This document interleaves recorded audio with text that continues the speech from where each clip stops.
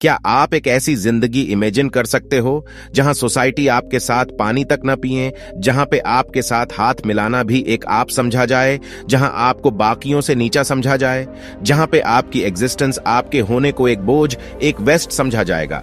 आपके घर में कोई बीमार है और डॉक्टर इलाज करने से मना कर दे। कोई मरता है मर जाए, लेकिन इलाज नहीं करेंगे क्योंकि आप उनके जैसे नहीं। सेम 2 हाथ है, 2 आंखें हैं, 2 कान हैं, 1 नाक है, लेकिन तब भी आपको बोल दिया जाए कि आप अलग हो। कुछ ऐसा ही सोचा हो सकता है 7 साल के अंबेडकर साहब ने जब स्कूल में उनको अलग ट्रीटमेंट मिलने लगा। बच्चे बुक्स पे गिरा देते थे, उनके बुक्स के पेज फाड़ देते थे और टीचर उन बच्चों को डांटने की जगह उन्हीं को डांट दे दी थी। बेवजह मारपीट होती थी। जो पानी का मटका था उसको टच करना अलाउड नहीं था। स्कूल का चपरासी ने ग्लास से ऊपर से उनके गिलास में पानी डालता था, फिर वो पानी पीते थे।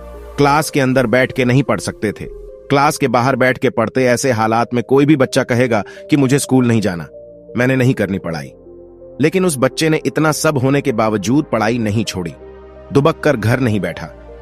कितना कुछ है जो बाबा साहब की लाइफ से सीखना चाहिए। कुछ साल पहले जब मैंने बाबा साहब की लाइफ को डिटेल में पढ़ा था ना, तो मुझे पर्सनली उनकी सोच, उनका फोकस, उनकी पेशेंस, उनकी रेजिडेंस, उनका माइंड, उनका विजडम बहुत पावरफुल लगा।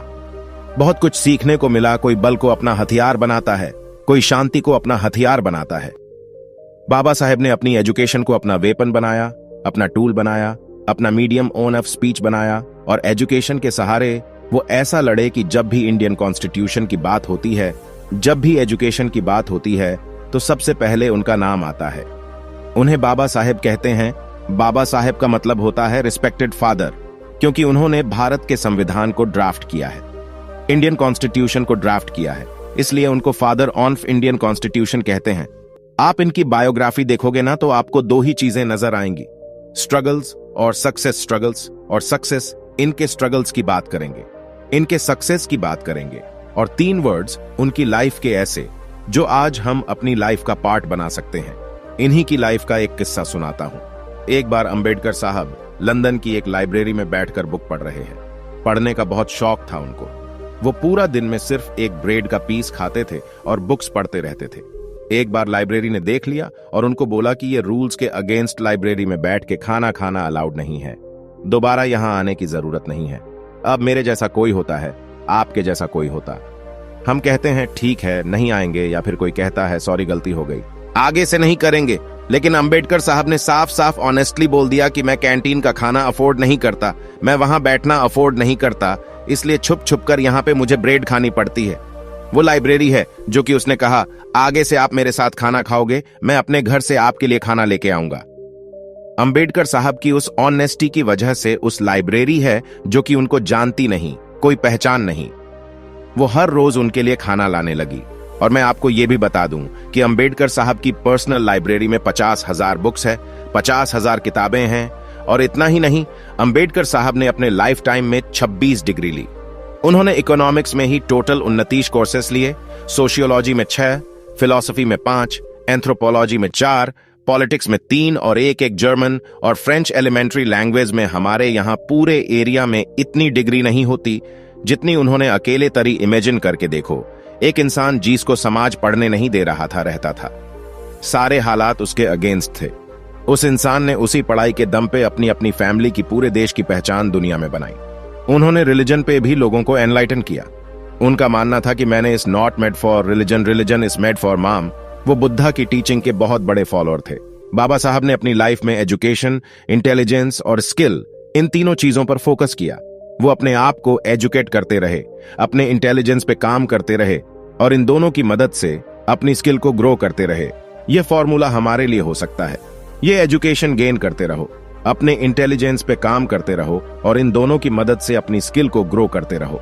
फाइनेंस की बात करें तो आज हमारा पूरा देश फाइनेंस के लिए किसके ऊपर डिपेंडेंट? आरबीआई के ऊपर। मनी की वैल्यू डिसाइड करनी होगी, फाइनेंस को लेकर कोई डिसीजन लेना हो, मनी की टर्म्स में कुछ भी हो, आरबीआई डिसाइड करता है। क्या आपको पता है कि आरबीआई की फॉर्मेशन जिन 2 किताबों पे हुई है, वो दोनों किताबें बाबा साहेब ने लिखी है? पहली किताब के evolution of provincial finance in British India और दूसरी प्रॉब्लम ऑफ रूपी। आप इमेजिन कर सकते हो कि एक फाइनेंशियल इंस्टीट्यूशन जिसने पूरे देश के पैसे को संभाल कर रखा है, जिसने पूरी इकोनॉमी को बांध कर रखा है, उसकी वर्किंग एक ऐसे आदमी ने डिसाइड करी जिसके पास बचपन में पढ़ने की फैसिलिटीज भी ढंग से नहीं थी। और इतना ही नहीं, बाबा साहब ने विमेन लिबरेशन के लिए भी आवाज उठाई।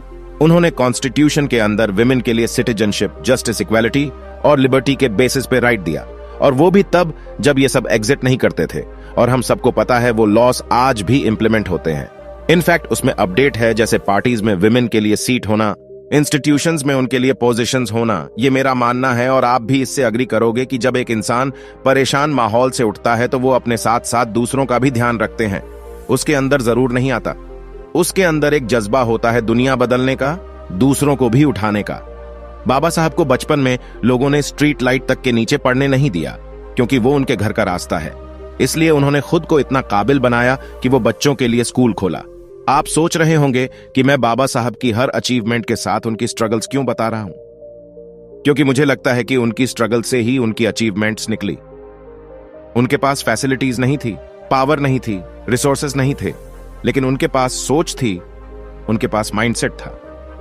अगर मुझसे कोई पूछे कि उनकी लाइफ से क्या सीखा है, तो तीन वर्ड्स मैं आपके साथ शेयर करूंगा जो उनकी स्पीड से निकले हैं। ये तीन वर्ड्स हम अपनी लाइफ का भी पार्ट बना सकते हैं। पहला वर्ड है एजुकेट। बाबा साहेब की लाइफ से यह क्लियर नजर आता है कि एजुकेशन वो चाबी है जो हमें बहुत आगे लेके जा सकती है। एजुकेशन से हमारी सोच खुलती है, हम दुनिया को अलग अलग नजरिए से देख पाते हैं, हम प्रॉब्लम सॉल्व कर पाते हैं, हम अपनी बात रख पाते हैं। और यहां पे मैं सिर्फ आपके टेक्स्ट बुक की बात नहीं कर रहा, उनके अलावा कई सारे ओन ऑप्शंस हमारे पास, बुक्स पढ़ने की, आई बुक्स पढ़ने की, वीडियोस देखने की, पॉडकास्ट देखने की, खुद को एजुकेटेड रखने की।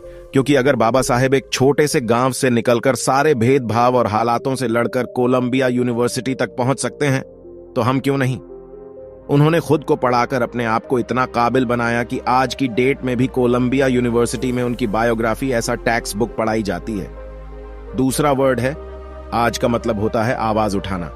अंबेडकर साहब ने पूरी जिंदगी गलत के खिलाफ आवाज उठाई, सिर्फ अपने लिए नहीं, वो दूसरों के हक के लिए लड़े और दूसरों को भी यही सिखाया कि जब कुछ गलत नजर आए आवाज उठाओ। जब वो बाहर गए पढ़ने, अब बाहर चले गए, पढ़ लिया है, बाहर सेटल हो सकते हैं, कई तरह के लालच आ सकते हैं, अपनी जिंदगी को अलग ट्रैक दे सकते हैं, लेकिन उनके माइंड पे वो कंट्रोल, तब अपने रूट्स के साथ कनेक्टेड, अपना पर्पस क्लियर था।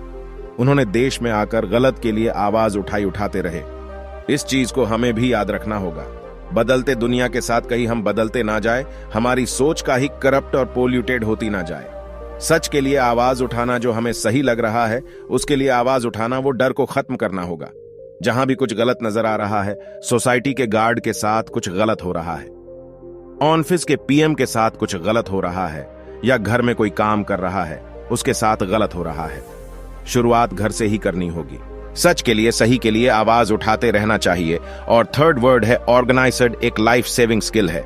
एक इंसान 26 डिग्री या तभी कर सकता है अगर वो ऑर्गेनाइज्ड। सबसे पहले उन्होंने अपनी सोच को ऑर्गेनाइज किया, क्योंकि इतने तरह के प्रेशर, सोसाइटी के प्रेशर है, इमोशनल डिस्ट्रैक्शन है, भेदभाव है, गरीबी है, लेकिन उस थॉट को ऑर्गेनाइज किया, अपने लाइफ के पर्पस को ऑर्गेनाइज किया, अपनी जिंदगी को ऑर्गेनाइज किया, तभी वो इतना एक्सेल कर पाएंगे।